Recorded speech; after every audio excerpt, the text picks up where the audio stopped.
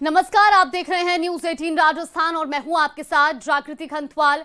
Bulletin की शुरुआत कर लेते हैं बड़ी खबर के साथ। करौली से बड़ी खबर आपको बता दें, ईडी की कार्रवाई के खिलाफ कांग्रेस का प्रदर्शन। कलेक्ट्रेट के सामने धरना प्रदर्शन कर रही हैं कांग्रेस नेता। की बड़ी खबर आपको बता रहे हैं। जनप्रतिनिधि और पदाधिकारी भी इसमें शामिल हुए हैं।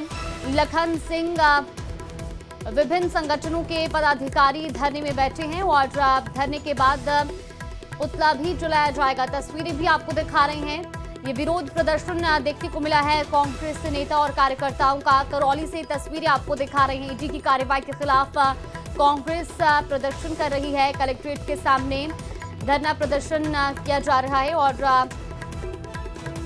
कुछ तस्वीरें भी आपको दिखा रहे हैं। इसमें कांग्रेस के तमाम जो नेता कार्यकर्ता और अलग अलग पदों पर जो नेता हैं वो इस धरने पर बैठे हैं। तस्वीरें भी आपको दिखा रहे हैं। कांग्रेस नेता, जनप्रतिनिधि और पदाधिकारी इस धरने में शामिल हुए हैं। तस्वीरें सामने आ रही हैं करौली से। तो ईडी की कार्रवाई के खिलाफ कांग्रेस का ये जबरदस्त प्रदर्शन देखने को मिल रहा है और कलेक्ट्रेट के बाहर ये प्रदर्शन किया जा रहा है। धरना प्रदर्शन दिया गया है जहां पर तमाम कांग्रेस नेता और कार्यकर्ता मौजूद हैं। और रुक कर लेते हैं अगली बड़ी खबर का। मुख्यमंत्री भजन लाल शर्मा का जालौर दौरा। अब से कुछ ही देर में सीएम हेलीकॉप्टर से आहोर पहुंचेंगे। ये बड़ी खबर आपको बता रहे हैं इस वक्त की। ये बड़ी जानकारी। ग्रामीण शहरी समस्या समाधान शिविर का अवलोकन करेंगे तो मुख्यमंत्री जनसभा को भी संबोधित करेंगे। आहोर के विद्यालय खेल मैदान में कार्यक्रम का आयोजन किया जा रहा है। सभा स्थल पर बड़ी संख्या में कार्यकर्ता और लोग भी मौजूद हैं और अब से कुछ ही देर में मुख्यमंत्री भजन लाल शर्मा भी कार्यक्रम स्थल पर पहुंचेंगे। इस वक्त की बड़ी खबर आपको बता रहे हैं। आहोर के विद्यालय खेल मैदान में ये कार्यक्रम रखा गया है। तस्वीरें भी आपको दिखा रहे हैं। सीएम भजन लाल शर्मा का आज जालौर दौरा और अब से कुछ ही देर में सीएम हेलीकॉप्टर से आहोर पहुंचेंगे जहां वो ग्रामीण शहरी समस्या समाधान शिविर का अवलोकन करेंगे। इसके साथ ही सीएम आज जनसभा को भी संबोधित करेंगे। उससे पहले की तस्वीरें आपको दिखा रहे हैं। आहोर के विद्यालय खेल मैदान में कार्यक्रम का आयोजन किया गया है। सभा स्थल पर बड़ी संख्या में कार्यकर्ता मौजूद हैं और ये तस्वीरें भी आप देखिए।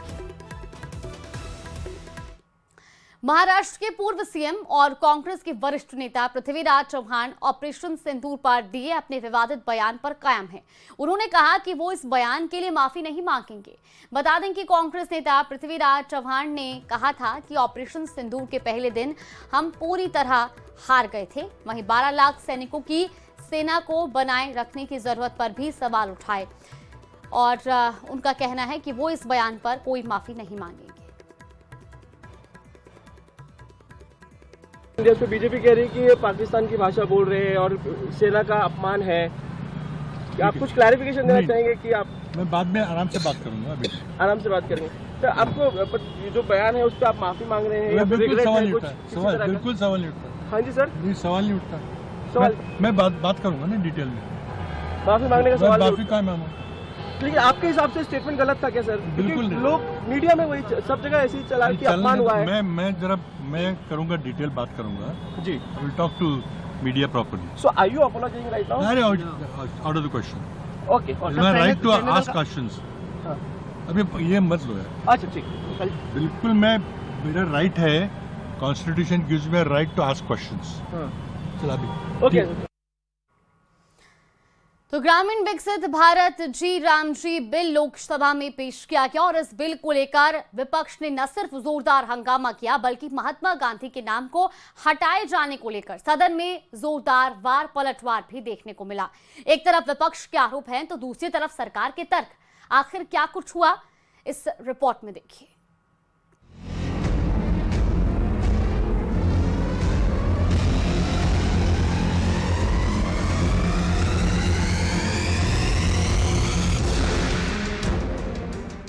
संसद के शीतकालीन सत्र में भारी हंगामा हुआ। कारण मनरेगा यानी Mahatma Gandhi national rural employment guarantee act को रिप्लेस करने वाला नया बिल। महात्मा गांधी जी का नाम क्यों हटा रहे हैं? महात्मा गांधी जी तो इस देश के सबसे बड़े नेता इतिहास में दुनिया में विश्व में माने जाते हैं, तो उनका नाम हटाने के लिए मुझे पता नहीं, मुझे समझ में ही नहीं आ रहा कि मकसद क्या है, इनकी मंशा क्या है। सदन चल नहीं रहा है, फालतू में हम डिस्कशन भी कर रहे हैं तो पता नहीं कैसी कैसी चीजों पे कर रहे हैं, जो असली समस्याएं हैं उन पे कर नहीं रहे हैं। केंद्रीय ग्रामीण विकास मंत्री शिवराज सिंह चौहान ने लोकसभा में विकसित भारत गारंटी फॉर रोजगार एंड आजीविका मिशन ग्रामीण बिल 2025 पेश किया, जिसे वीबी जी राम जी या आम बोलचाल में जी राम जी बिल कहा जा रहा है। महात्मा गांधी जी की भी मानते हैं और उन्हीं के विचारों पर आधारित, पंडित दीनदयाल उपाध्याय जी के विचारों पर आधारित गरीब कल्याण की कई योजनाएं ये सरकार मोदी जी के नेतृत्व में चला रही है।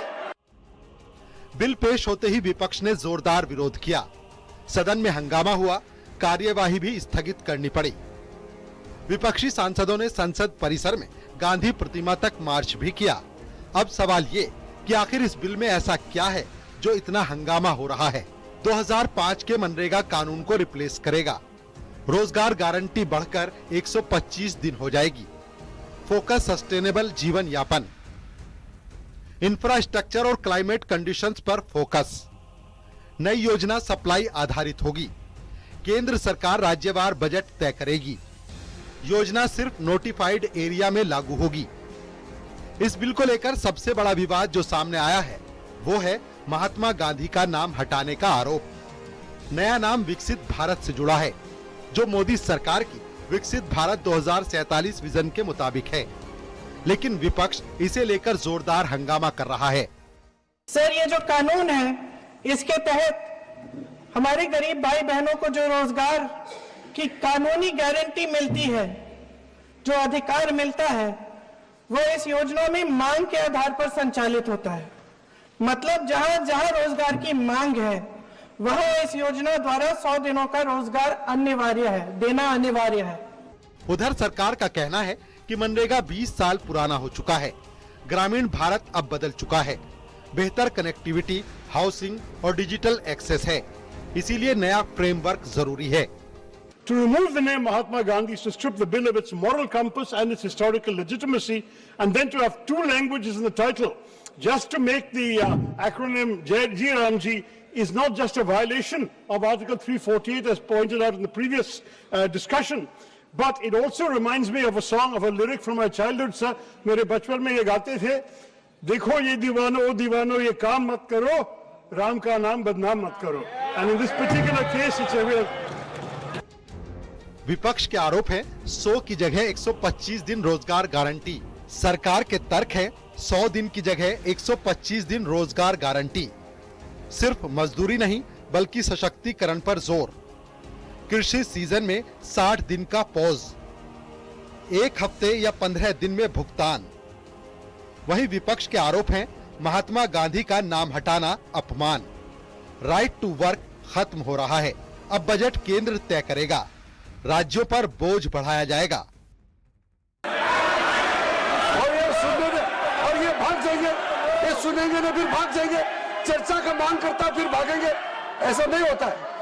जो देश हित में बिल पारित करना है वो तो हम पारित करके ही रहेंगे, लेकिन आप लोग बहस में हिस्सा लीजिए, हमारे कोई आपत्ति नहीं, हम लोग सुनने के लिए हमेशा तैयार रहते हैं।